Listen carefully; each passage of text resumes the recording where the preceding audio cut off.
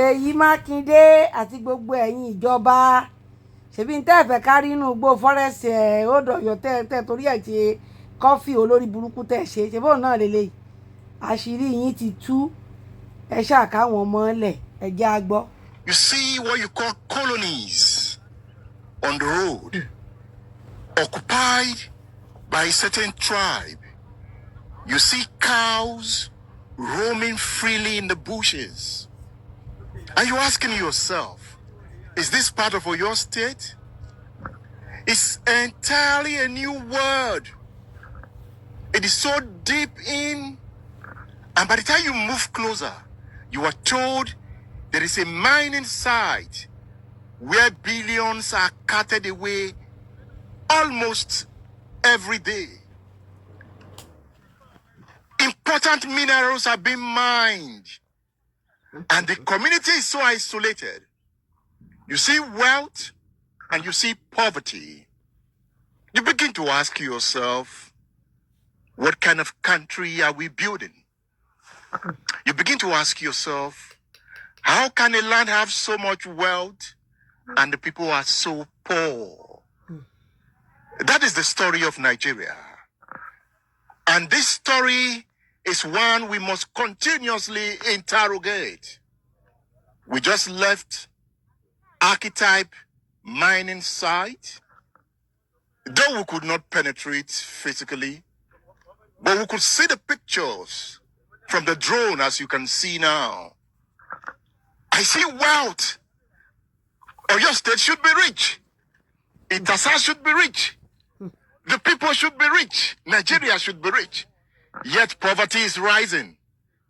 Something is wrong somewhere. Kí ló tún kù? Ṣèyí Mákindé ṣé gbogbo àṣírí tẹ̀ ń bò tẹ̀ fẹ́ káyé rí ṣé bóun náà lélẹ́yìí tá ti rí yìí ṣé bóun náà ti gbé sí gbangba yìí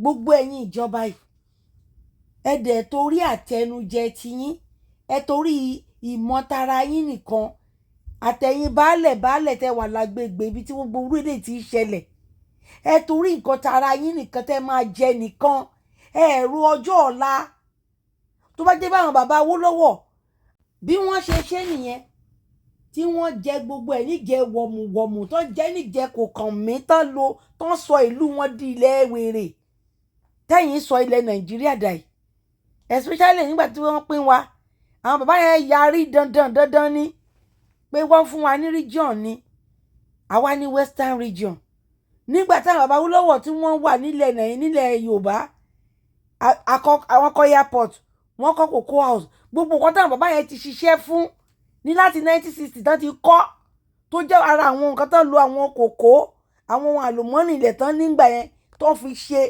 òun náà ló ṣì yẹn exist dè ní kọ́mọ iná lásán iná electricity ẹ̀ẹ́rí ṣe ẹ̀yin gbogbo tẹ́ ẹ ti ṣèjọba kì í ṣèjọba bàbá Tinubu o gbogbo ẹ̀yin tẹ́ ẹ ti ṣèjọba láti 1960 Ọbásanjọ́ ni o Babangida ni o àtológun àtàlágbádá yín kò sí kankan tó ikọ̀ ògbé kan ní gbogbo yín ẹ wá dúró ohun àlùmọ́nì tá a ní tí àwọn àjèjì tí wọ́n wá wọlé wá tí wọ́n wá ń kó tí wọ́n wá ń lé àwọn èèyàn kúrò ní gbogbo ìgbèríko tó bá súnmọ́ ibi tí wọ́n ti rí ohun àlùmọ́nì ilẹ̀ ti wá wọ́n wá máa pa wọ́n máa lé wọn dànù pẹ̀lú ẹ̀rù